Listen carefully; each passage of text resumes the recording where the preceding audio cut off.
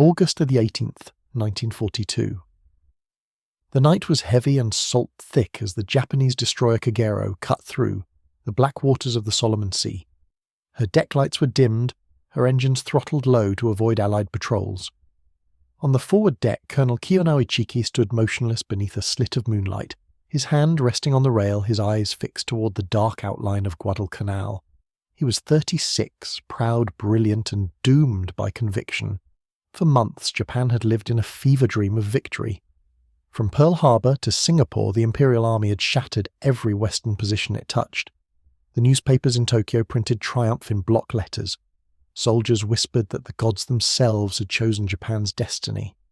They called it Kachibyo victory fever, and it had spread like wildfire from the Emperor's palace to the trenches of China and the jungles of New Guinea. Ichiki, one of the youngest regimental commanders to rise from that tide of conquest, carried the infection in his blood. Guadalcanal, he believed, would be a minor operation, a swift cleansing strike to erase the insult of an American landing. His men, drawn from the elite 28th Infantry Regiment, had been trained to fight by night to overwhelm by speed and spirit. For years their doctrine had taught them that a single bayonet charge, perfectly timed, could scatter any enemy.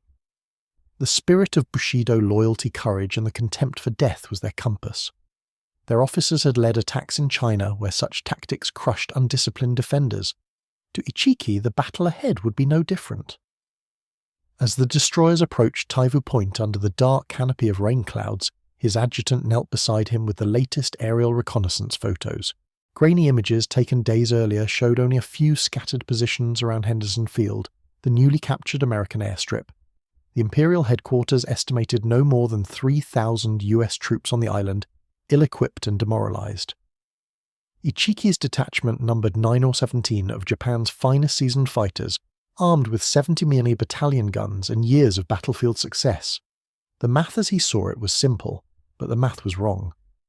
On the other side of the island, in a half-finished command post dug into red clay and ringed with sandbags, Major General Alexander A. Vandergrift studied the same terrain through a very different lens.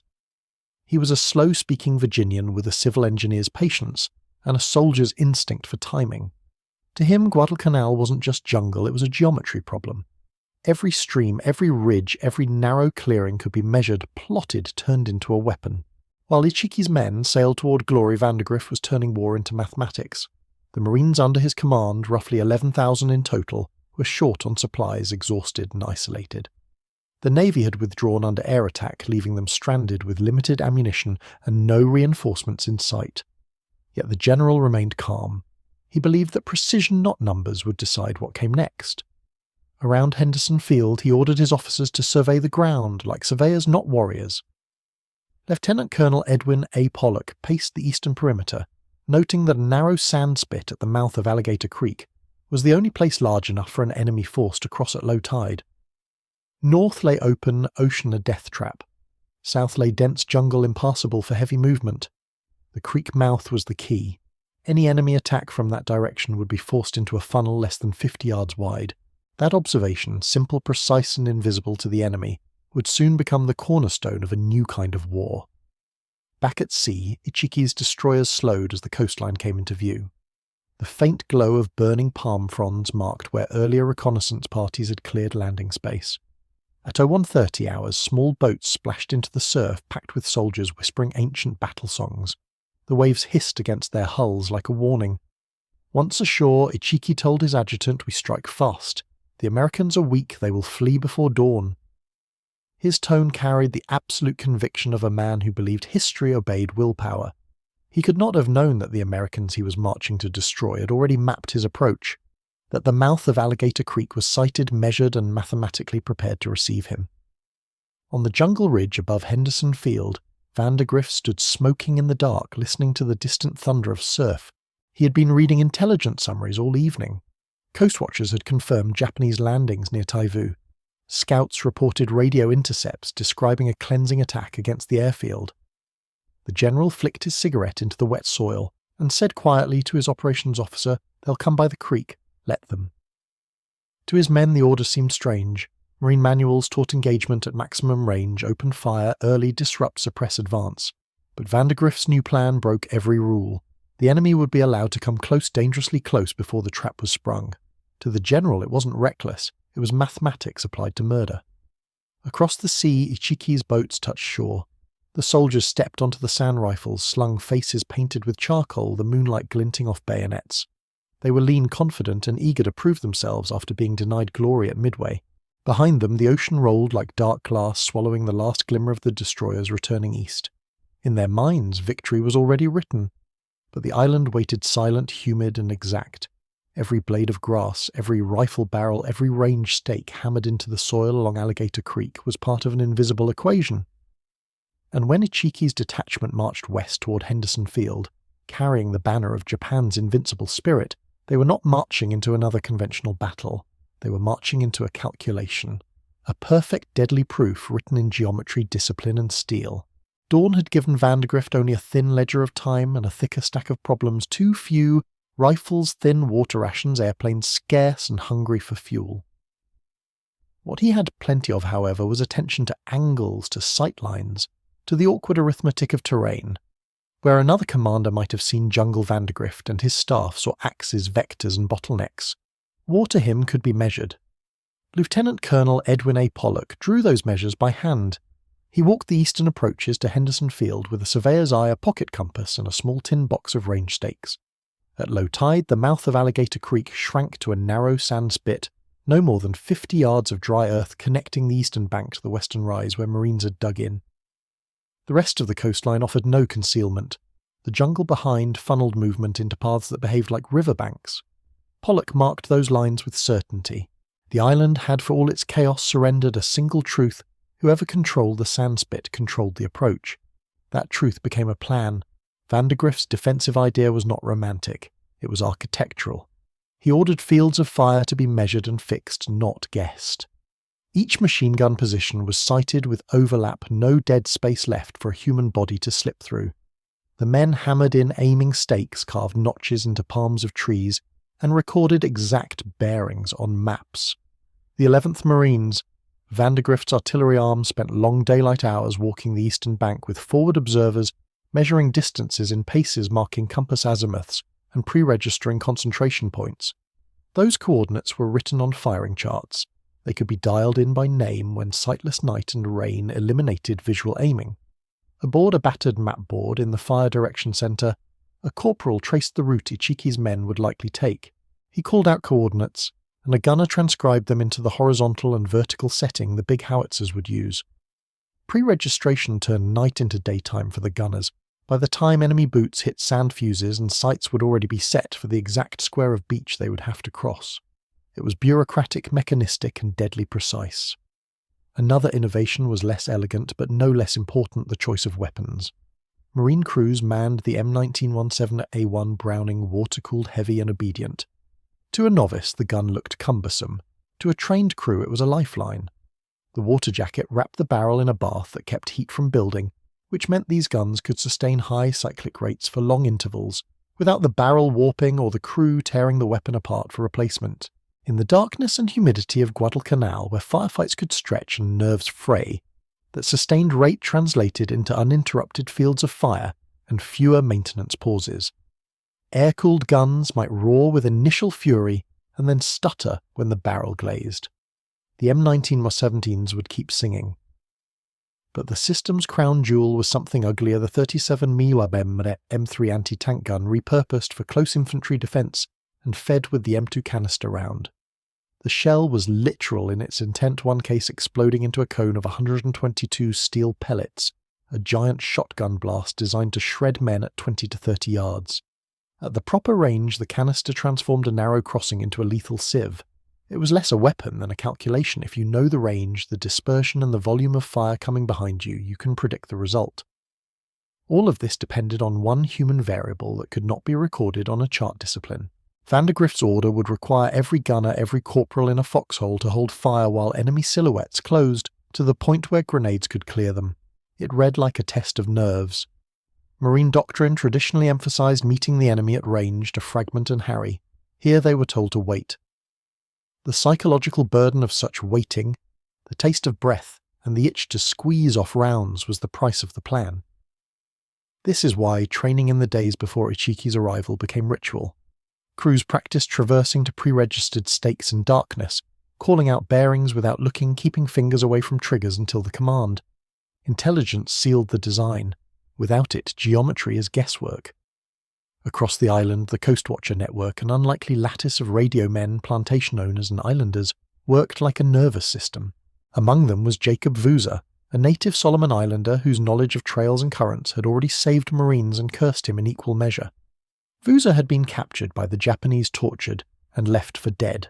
He crawled back through bush and blood to deliver one message: a significant force was landing at Taivu.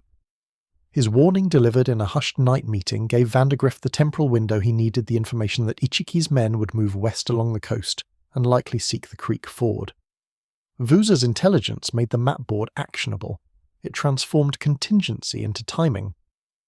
When a forward observer marked a lantern on the eastern bank, the Fire Direction Center believed that this was not an isolated patrol but the vanguard of a larger assault.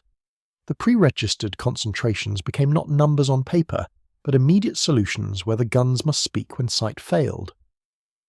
Under the canopy of palms, Marines rehearsed their parts. A gunner rotated the Browning's traverse wheel with gloved hands and listened as the mechanism hissed. Artillery crews checked their fuses and recorded the pattern of impact they expected at each setting. The 37 Limits crews measured their angles against stakes driven into the sand, visualizing the cone of steel they would unleash and the exact step at which they would pull their lanyards. Company commanders ran through the worst-case scenario until the sequence of events became reflex hold wait, judge fire, counterattack. The blueprint was both geometry and choreography. It relied on good maps, steadier hands, and a willingness to let the enemy cross into a measured trap. It was, in short, unromantic and therefore terrifyingly efficient. By the time night fell on August 20th, the island glittered with markers that the approaching enemy could not see. The sand spit was dotted with staked points, each one a number in a calculation that would not forget a single man who crossed within it. Vandergrift's hand on the plan was invisible, but the ground itself had been rewritten into a mechanism of defense.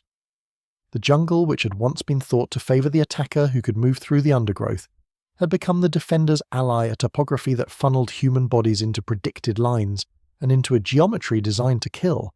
The trap was not yet sprung, but the blueprint was complete. The stage had been set in measured inches and degrees. Every element, guns, charts, men, and the islander's warning had a place, and in that place, precision would meet courage. The jungle changed character after dark. What by day was noise, cricket surf wind hissing through palms, became an orchestra of tension. Every sound could be footsteps, every ripple could be a scout. Private First Class Jack Pomeroy lay flat in his shallow foxhole, his cheek against the receiver of his M19 7A1 Browning. The weapon's water jacket was cold and slick with condensation, the coolant within it still as a mirror. Beneath his left hand, the traverse and elevation wheel waited for the subtlest touch to shift his aim a few degrees left or right. His position overlooked the mouth of Alligator Creek, a narrow tongue of sand that on the map board back at Henderson was labelled simply Target Reference Point 17. To Pomeroy, it was the place where the world was about to come apart. The gunner next to him, Corporal Al Freeman, whispered a half-prayer under his breath, not quite loud enough for God or the sergeant to hear. The two men had spoken little that day. There wasn't much left to say. The range stakes in front of them were white at the tips, where they caught the faint spill of moonlight, each stake marking a fixed deflection angle. The farthest was 75 yards, the nearest 15.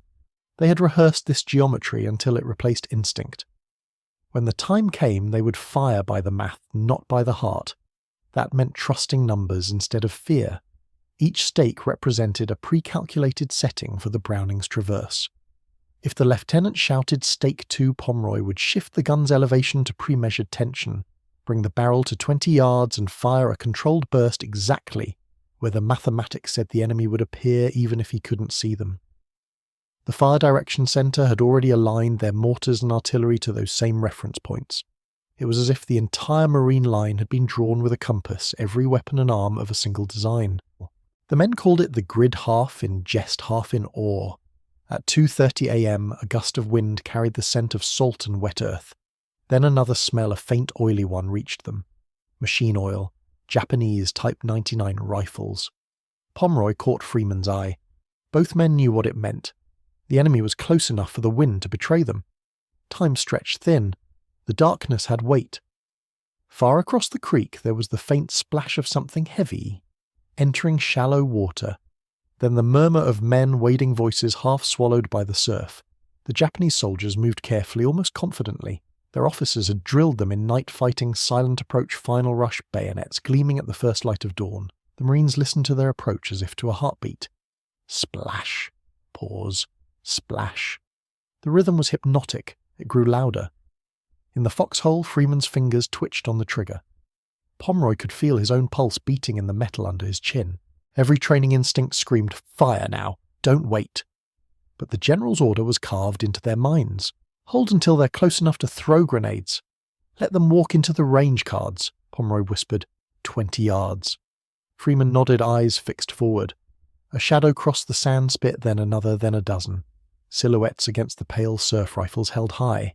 The Marines could see shapes now, small reflections of helmets and bayonets. It was unreal, dreamlike. The enemy's faces came in and out of the moonlight like photographs developing in a tray. Still the line stayed silent.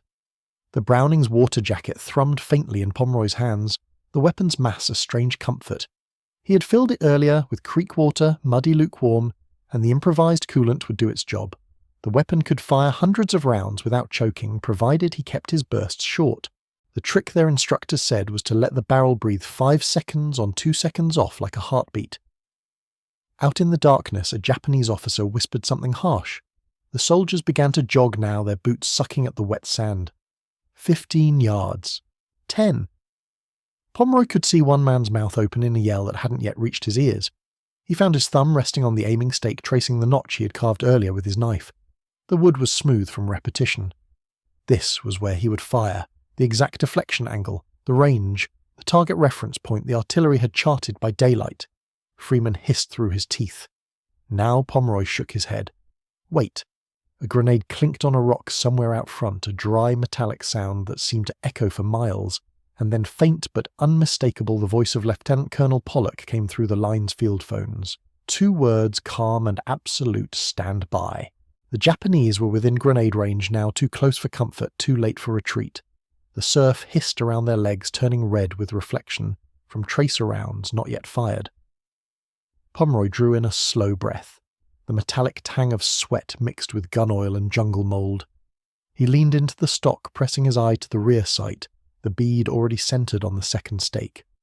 The weapon felt alive beneath his hands. All along the Marine line 1,000 men did the same thing, breathing shallow fingers resting on cold metal, their training compressing into one single act of restraint.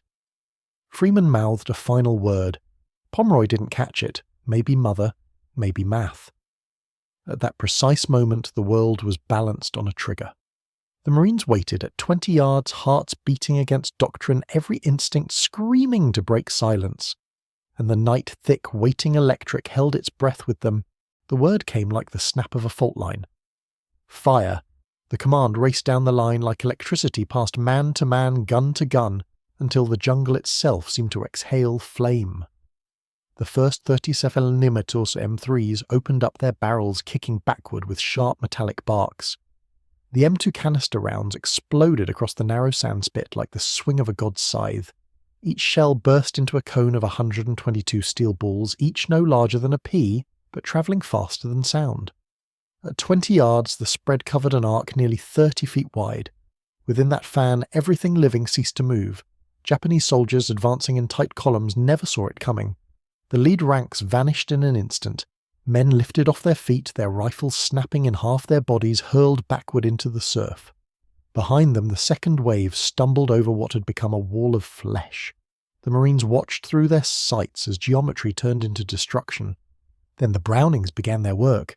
Pomeroy felt the trigger shudder under his fingers as the water-cooled gun came alive. The barrel thumped in rhythm, cycling 450 rounds per minute, the recoil hammering through his arms like a heartbeat. He kept his bursts short, 5 seconds, 2 seconds off, sweeping left to right exactly along the range stakes. His vision filled with sparks, smoke and shapes that fell before they ever finished screaming. To his left, another gun team joined in their traces, weaving across his own, a pattern of intersecting arcs perfectly measured. Interlocking fields of fire, they called it. Tonight it looked like geometry made visible red-orange lines stitching the night into a lattice of death. The Japanese had expected confusion. Their training in China had taught them that the enemy would break under shock and noise.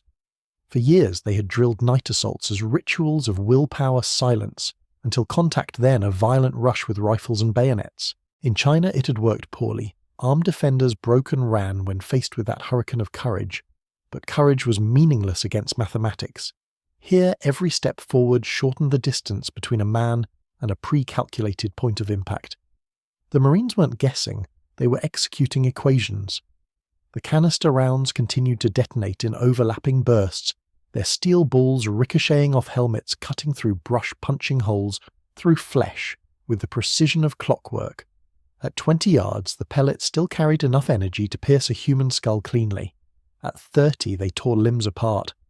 The M3 crews reloaded by feel one shell in breech closed fire, each gun anchored by a corporal counting cadence under his breath like a metronome. Within minutes, the Japanese formation ceased to exist as a unit. The survivors crawled staggered, or simply threw themselves forward out of habit. A few driven by instinct more than command charged the western bank bayonets fixed screaming into the storm. One made it within 20 feet of Pomeroy's foxhole before collapsing his helmet spinning off into the mud. Still the Marines held their discipline.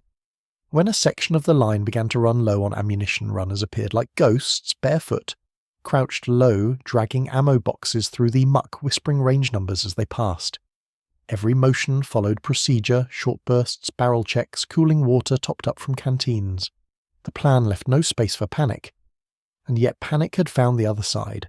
Through the smoke flashes of muzzle fire marked where the Japanese 70mm infantry guns had begun to speak. Their shells burst among the Marine foxholes, flinging dirt and palm fronds into the air. Mortars joined in their rounds, walking methodically down the American line. The sky above the creek flickered with orange light as explosions rippled across the west bank. Pomeroy ducked instinctively as a shell went off 30 feet away, showering his crew in sand and fragments. His ears rang. Freeman shouted something he couldn't hear, but Pomeroy saw the man's lips form the word reload. He slammed another belt into the feed tray, pulled the bolt and resumed firing. The push and pull of battle became mechanical. Shock then procedure. Fire correct reload check traverse. Fear became arithmetic. Farther down the line, Company G moved into position the reserve force, the human insurance policy. Their role was simple. If the line broke, they would counterattack before the enemy could exploit a gap. But the line didn't break. It flexed, then hardened. The geometry held. Still, a handful of Japanese soldiers managed to claw their way across the creek. They tumbled into the Marine trenches wielding rifles like spears. One of them landed in Pomeroy's own gun pit, knife flashing. Freeman fired point blank, the muzzle flash bleaching both men's faces white. Then silence again, only the rhythmic clatter of the gun. By 3:40 a.m., the first assault had dissolved into scattered chaos. The sand spit, once white under moonlight, was now a churned ribbon of smoke and blood. The current of the creek ran red. The only movement came from the wounded, crawling toward the dark tree line where no help waited. Vandergrift's plan had been tested and proven. Yet even as the firing died down, Pomeroy's crew knew the night wasn't finished. The Japanese artillery began again, angrier this time, shells bursting behind the main line. They were probing, adjusting, trying to find the range. Mortars dropped with eerie accuracy among the positions of Company G. The air filled with hot metallic dust. The ground trembled under each impact. Still the Marine gunners didn't flinch. They worked by memory, reloading by touch. Pomeroy reached down to feel the water jacket warm but not boiling. The weapon was alive, steady, reliable. He patted its flank like a living thing. Somewhere behind him a runner passed the word down the trench. First wave broken. Hold positions. He looked up through the smoke and saw nothing but sparks drifting like fireflies. The geometry of destruction had held true. The math worked. But as he wiped the grit from his eyes, Pomeroy couldn't shake the thought that the equation wasn't finished. The enemy had learned something tonight, and they would be back. The battlefield had gone strangely quiet, an artificial silence broken only by the hiss of surf and the distant clatter of shell fragments cooling in the sand. The first assault had lasted less than 30 minutes, but it had felt eternal. Now smoke hung low over Alligator Creek, veiling the carnage. Pomeroy could hear the wounded crying from the far bank, short choked syllables of Japanese fading between waves. For a moment he allowed himself to think it was over. Then came the faint sound of whistles, sharp, disciplined, deliberate. "Here they come again," Freeman murmured.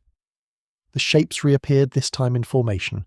A new line of Japanese soldiers' bayonets, glinting faintly in the half-light, began to move across the same narrow spit their comrades had died upon. They stepped over the fallen without pause, climbing through the bodies, like men crossing debris after a storm. It was madness with order. The second wave was larger, tighter, and moving with textbook precision, each file covering the other officers shouting timing intervals. These were not panicked survivors. They were professionals retracing a plan. They had learned from the first slaughter, and believed their error had been one of numbers, not tactics. They were wrong. What they could not know was that the Marines had learned too. Every minute of the first engagement had refined the geometry. The gun crews had adjusted their range stakes, corrected for deflection drift, noted where traces crossed and where gaps had appeared. The artillery forward observers had confirmed which pre-registered concentrations landed long, which fell short. The system, already a masterpiece of calculation, was now self-correcting. When the second wave reached the midpoint of the sandbar, Lieutenant Colonel Pollock's voice again came through the line, calm, almost weary. "Commence firing." The first canister round hit dead centre.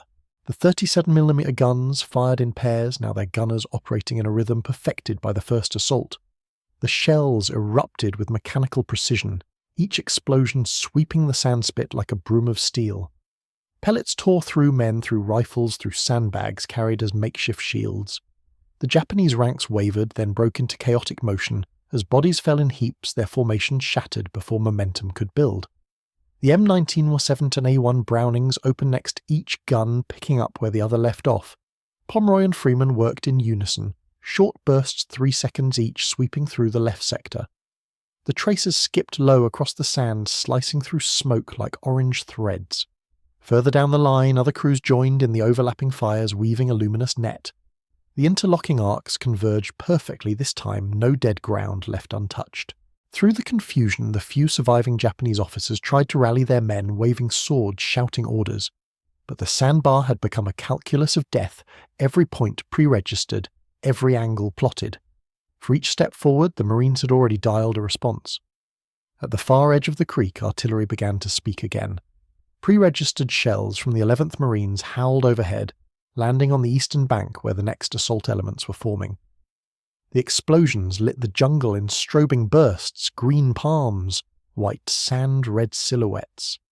The second wave disintegrated faster than the first. Within minutes, the survivors broke left, seeking cover where none existed. Then came a new sound, the slap of water. A flanking attempt. Roughly 100 men were wading into the surf north of the creek mouth, moving chest-deep through the breakers. Their rifles were held above their heads to keep them dry. They thought they had found a weakness, a way around the killing zone.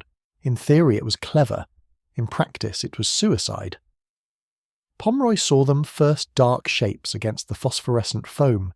He swung his gun, called out the correction to Freeman, and waited for the angle to line up with the northern stake. When the first head cleared the crest of a wave, he fired. The tracers struck the water like skipping stones, ricochets glowing red as they danced across the black surface. The first few men fell instantly, their rifles vanishing beneath the foam. The rest kept coming, struggling against the current, their progress slowed to a crawl. Each splash of muzzle fire from the Marine line reflected in the rolling surf, turning the beach into a broken mirror of flame. Farther down the shoreline, another Browning joined in. Its bullets stitched the waves with symmetrical precision. The flanking force, once a dark ribbon of motion, began to dissolve into isolated figures. Then the artillery joined them. At 4 a.m., the forward observer radioed the prearranged code word Breaker 1.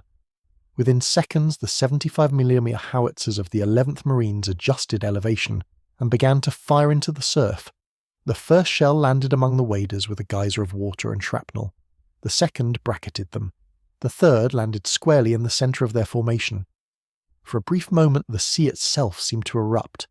Columns of spray and sand rose 20 feet high, lit by the burning magnesium flares drifting overhead. When the water settled, there was almost nothing left. The few who made it through the surf staggered onto the sand, only to be caught in the crossfire of intersecting machine guns. They collapsed where the tide met the beach waves, washing over them in rhythmic silence. Pomeroy's hands were trembling. He had fired nearly 600 rounds. Steam rose from the gun's water jacket, ghostly in the half-light. Freeman replaced the feed belt with mechanical calm lips, moving an account. The weapon felt like an extension of their bodies, hot, heavy, alive. The second assault had lasted barely 10 minutes. It had ended even faster than the first. But this time there was no cheering, no adrenaline surge. The Marines sat back in their foxholes, staring across the creek, at the smouldering wreckage of what had once been an elite regiment. They could smell the cordite and the seaweed, the burned metal and the blood. The surf hissed as it rolled in, dragging away spent casings and fragments of uniforms. For the first time, Pomeroy realized that the battle had taught both sides something. The Japanese had learned that courage was not enough. The Marines had learned that science, when fused with discipline, could be just as merciless as any weapon. And as the first light of dawn crept over the horizon, reflecting off the oily surface of the water, the men at Alligator Creek understood that this night had not merely been a victory. It had been a lesson written in geometry and sealed by the sea. By first light, the air above Alligator Creek was a low haze of smoke and salt, the sun rising through it like a dull red wound. The noise had faded to a few isolated rifle cracks, and the occasional detonation of a delayed shell. The battlefield lay still, a sandbar painted in geometry and silence. Major General Vandergrift stood near his command post, his map rolled open on the hood of a jeep streaked with mud. He had waited for this light. Now came the final clause in the equation he had written across the island. "Cresswell moves now," he said quietly. Lieutenant Colonel George Cresswell, commanding the 1st Battalion of the 1st Marines, received the order at 2600. His men were already in position 3,000 yards upstream, where the creek narrowed to a ford of packed sand and twisted mangroves. There the Marines began to cross boots, slapping through shallow water rifles slung sunlight glinting off wet helmets. They moved silently, stepping over palm roots and the bodies of Japanese scouts caught by night patrols. The plan was simple: sweep down the eastern bank, closing the jaws of a trap that had already half sprung itself. The Japanese forces remaining east of the creek, wounded, disorganized, cut off from their mortars, would be pushed into the same narrowing corridor that had devoured their comrades in the night. At 0630, the first artillery salvos began to walk west, marking the advance. Observers called out range adjustments with the precision of surveyors. Lift 50, fire 2. The 11th Marines adjusted their elevation by degrees, keeping the curtain of fire just ahead of Cresswell's leading platoons. It was the methodical rhythm of a factory floor rather than the chaos of battle. As Cresswell's battalion advanced, the enemy's resistance flickered and faded. A few riflemen fought from shell craters until canister fire from 37mm guns silenced them. Others tried to retreat through the mangroves and found themselves hemmed in by the same creek they had crossed so confidently 12 hours earlier. For the survivors, there was no direction left that wasn't already covered by American fire. By 0800, the trap had closed. The sound of engines broke the morning air, heavy mechanical alive. From behind the Marine lines, a platoon of M3 Stuart light tanks rumbled forward across the sandbar. They had been held back through the night to avoid friendly fire. Now, with the enemy positions exposed by daylight, they rolled into the open treads, crushing spent shell casings under their weight. The tanks advanced in line hulls, gleaming wet with dew, their 37mm guns elevating in slow synchronization. Infantry followed close behind, rifles at the ready. The gunners fired in short controlled bursts high-explosive shells, tearing through the remains of bunkers and mangrove thickets. Each shot seemed almost deliberate, a punctuation mark in a grim sentence already written. Above them, the air filled with the rising whine of engines. The 1st Marine fighters, F4F Wildcats of VMF 223, newly arrived at Henderson Field, banked low over the coastline. Their wings glittered silver against the dawn as they dropped toward the beach. The pilots could see the chaos below, scattered groups of Japanese soldiers sprinting for the tree line, a few trying to drag wounded comrades toward the surf. The Wildcats made their first strafing runs with precision, 50 caliber rounds tearing through sand and surf, cutting down any movement that reached open ground. On the eastern bank, Cresswell's men moved steadily, rifles firing in controlled bursts. There was no frenzy now, only the disciplined inevitability of men finishing what the night had begun. One squad found a group of Japanese soldiers huddled in a trench, too wounded to fight. They did not raise their rifles. The Marines offered water. War could be ruthless and still allow moments of mercy. By 1,000, organised resistance ceased. The sand spit, once the focal point of a proud regiment's assault, was now a graveyard. Smoke drifted from the burned grass. Broken rifles lay like fallen branches among the bodies. The sea, relentless and indifferent, crept in and began to erase the edges of the battlefield. Among the captured documents and bodies, a few officers were identified. One, wearing a sword still sheathed, was found near the creek-mouth Colonel Kiyonao Ichiki. Whether he had died in combat or by his own hand was uncertain. Some said he had performed ritual seppuku after realizing the scale of his defeat. Others believed he had been killed leading his men in a final charge. Either way, his end was written in the arithmetic of the morning. The tragedy was that Ichiki's men had fought exactly as they had been trained to fight, brave, unyielding, convinced that courage could overwhelm calculation. But courage is a poor substitute for truth. Their doctrine, born from the victories of 1941, had not adapted to the modern battlefield. Where spirit once conquered, geometry now ruled. As the Marines consolidated positions, Vandergrift walked the ground himself. He paused at the sand spit, watching engineers gather the wounded and ammunition runners clear the guns. The battlefield was quiet except for the hum of flies and the distant echo of surf. In that silence, the general removed his helmet and bowed his head. He didn't gloat. He understood that what had unfolded here was not triumph, but proof that discipline, coordination and intellect could prevail even when outnumbered, but also proof of how easily bravery could be wasted by pride. He said nothing to his staff. He didn't have to. The equation had been solved. The closing fist of Alligator Creek was complete. When the sun climbed high over Guadalcanal on August 22nd, the battlefield at Alligator Creek was no longer a place of movement, but of stillness. The tide had risen again, drawing the sea into the mouths of the fallen. The final count was brutal in its simplicity. Between 774 and 800 Japanese dead, strewn across a strip of sand no wider than a city street. Only 15 prisoners were taken alive, most too wounded to speak. On the American side, 34 Marines killed 75 wounded. The exchange ratio was staggering, nearly 20 Japanese dead for every American lost. But numbers alone could not capture what had happened. They were the product of something deeper, proof that modern war had become a contest not just of bravery, but of precision. Every advantage Japan had carried into that night discipline experience, ferocity had met its equal and opposite in the Marines' mastery of calculation. The water-cooled Brownings that had chattered through the darkness proved why science could outlast emotion. Their barrels, still warm in the morning light, had never overheated, never jammed, never faltered. The coolant inside Muddy Creek water, ladled from the same ground that had trapped Ichiki's men, had sustained the tempo of annihilation. The pre-registered artillery had functioned like clockwork, firing blind yet hitting within yards of its plotted targets. And the geometry of the kill zone, that narrow 50-yard funnel of sand, had transformed courage into casualty. It was a terrible thing to admire. Colonel Ichiki's men had done exactly what they had been trained to do. Close with the enemy attack, with the spirit of the samurai, rely on momentum and moral will. Their tactics had worked in China against foes with weak logistics and poorer weapons. But on Guadalcanal they had met an enemy that no longer fought by instinct. The Americans had turned terrain time and mathematics into allies. Vandergrift's concept was not about genius, it was about truth. He had looked at the ground, the weapons, and the psychology of his men, and removed chance from the equation. His order to wait until grenade range had not been a dare. It was a calculation of lethality, a test of trust in the numbers.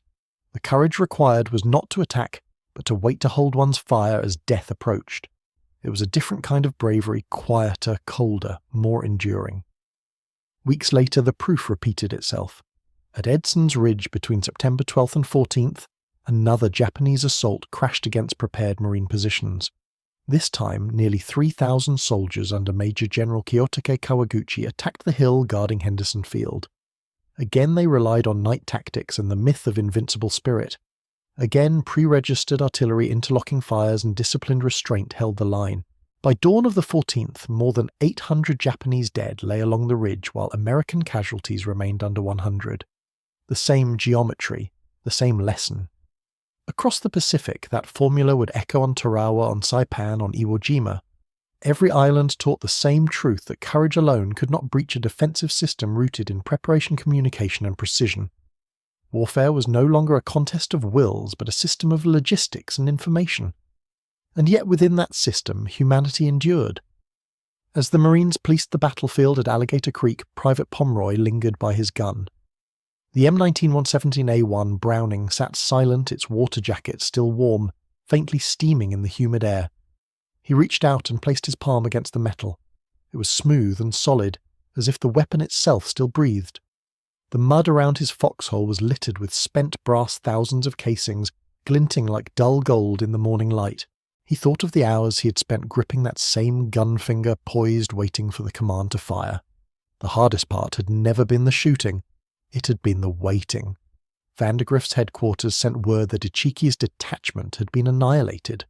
Intelligence officers spoke of total destruction. The newspapers back home would later call it a decisive victory. But for the men who had been there, it felt like something else, proof perhaps that intellect had finally overtaken instinct, and that the human race, for better or worse, had learned to turn even killing into an equation. There were no cheers that morning. Only the quiet scrape of entrenching tools, the rattle of empty canteens, and the distant hum of aircraft circling overhead. War had found its new grammar, one written in angles, timings, and preset ranges. For the Japanese command, the loss at Alligator Creek shattered an illusion. Reports filtered back to Rabaul and Tokyo describing unimaginable fire discipline and mechanical efficiency. Officers argued whether the Americans had used new weapons. They had not. The only invention was patience. And that was perhaps the most haunting lesson of all. The field at Alligator Creek showed that victory did not always belong to the loudest or the bravest, but to those who could endure the quiet, the unbearable silence before the word fire. Sometimes courage is a man waiting 10 more yards. Sometimes victory is the patience to hold your breath and trust the math.